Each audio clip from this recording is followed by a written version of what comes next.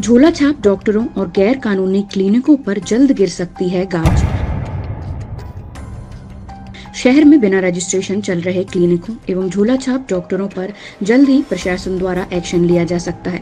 दरअसल विगत 2 अप्रैल को स्वास्थ्य विभाग द्वारा ऐसे 122 क्लिनिकों का पंजीयन निरस्त कर कहा गया था कि रजिस्ट्रेशन रिन्यूअल न होने तक कोई भी क्लिनिक मरीजों का इलाज न करे।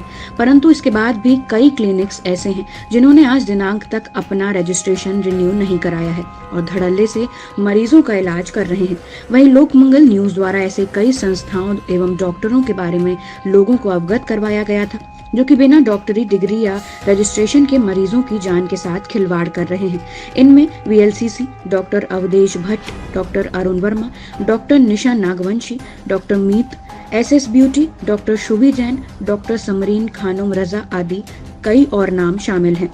कुछ डॉक्टर्स ऐसे भी हैं जिनके नाम पर 20 से 25 पैथोलॉजी व रेडियोलॉजी सेंटर रजिस्टर्ड हैं, जहां बिना डिग्री के टेक्नीशियन डॉक्टर बन जांच कर रहे हैं। इस संबंध में लोकमंगल न्यूज द्वारा जब कलेक्टर दीपक कुमार सक्सेना से संपर्क किया गया तो उन्होंने लोकसभा चुनाव के बाद मामले को संज्ञान में लेकर उचित कार्यवाही की बात कही। वहीं इस विषय पर सीएमएचओ डॉक्टर संजय मिश्रा ने क्या कुछ कहा, आइए जानते हैं।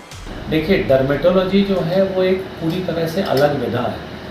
कुछ सालों पहले तक डर्मेटोलॉजी में स्पेशलाइजेशन नहीं होता था, लेकिन अब मेडिकल काउंसिल ऑफ इंडिया ने इसके लिए एमडी कोर्स भी प्रारंभ किया जो एमबीबीएस के बाद होता है।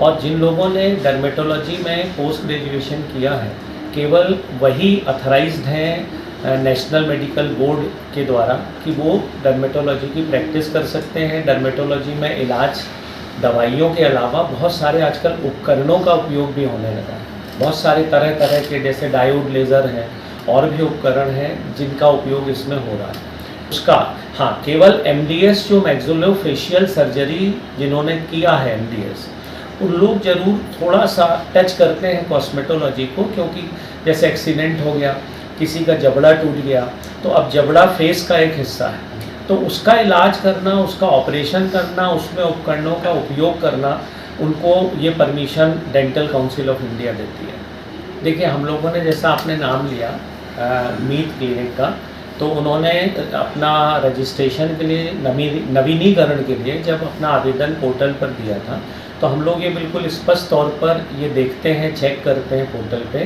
कि उपकरणों की श्रेणी में उन्होंने क्या क्या लिखा और किस किस तरह का इलाज वो करने वाले हैं। तो जैसे इस क्लिनिक का जो आपने नाम लिया, उसमें कुछ उपकरणों के नाम जैसे उन्होंने डायोड लेज़र वगैरह लिखा है, तो हम लोगों ने उसको रिवर्ट कर दिया, उनका एक्सेप्ट नहीं किया हमने। उन्होंने हाई कोर्ट में याचिका भी दायर की है सीएमएचओ ऑफिस के विरुद्ध, जिसको हम फाइट कर रहे हैं और पूरी उम्मीद है कि माननीय हाई कोर्ट भी इस बारे में कोई स्पष्ट निर्देश देंगे, जिससे हम लोग भी क्लियरिफाई हो जाएंगे कि ऐसे क्लिनिक का क्या करना है। आपने जैसा वीएलसीसी का पूछा, तो वीएलसीसी निश्चित रूप से एक तरह से ये जो ऐसी विधा का उपयोग इन लोग करते हैं जो ब्यूटी पार्लर स्तर की सेवाएं हैं, और उसमें देखिए ब्यूटी पार्लर में कुछ उपकरण, इलेक्ट्रिकल उपकरण उपयोग करने की परमिशन होती है, लेकिन यदि लेज़र आदि का उपयोग करते हैं तो वो ऑब्जेक्शनेबल है। हमें एक शिकायत प्राप्त हुई है, उसका हमने नोटिस जारी किया है। जो जवाब उन लोग देंगे कि वो किस आधार पर ये सेवाएं उपलब्ध करा रहे हैं, यदि वो संतोषजनक नहीं हुआ तो निश्चित रूप से वैधानिक कार्रवाई की जाएगी। बिल्कुल, आपके माध्यम से मैं सभी हमारे सीनियर डॉक्टर्स, हमारे जूनियर और साथी डॉक्टर से अनुरोध करूंगा कि आपने मेडिकल साइंस में सभी अच्छी डिग्रियां हासिल की हैं और पोस्ट ग्रेजुएशन भी आप लोगों ने किया है, लेकिन ये केवल इतना करने से ये तय नहीं हो जाता कि आप कहीं भी क्लिनिक खोलकर इलाज दे सकते हैं। उसके शासन ने नाम्स निर्धारित किए हैं कि यदि आप पब्लिक को सुविधा दे रहे हैं तो आपको उस जगह का और आपको अपने प्रोफेशन का रजिस्ट्रेशन सीएमएचओ ऑफिस से कराना पड़ेगा। रजिस्ट्रेशन के प्रैक्टिस ना करें। यदि कल को क्लिनिक में किसी मरीज को असुविधा होती है और यदि किसी तरह की शिकायत होती है तो आप लोगों को ये साबित करना मुश्किल होगा कि आप शासन के किस निर्देश के अंतर्गत प्रैक्टिस कर रहे हैं।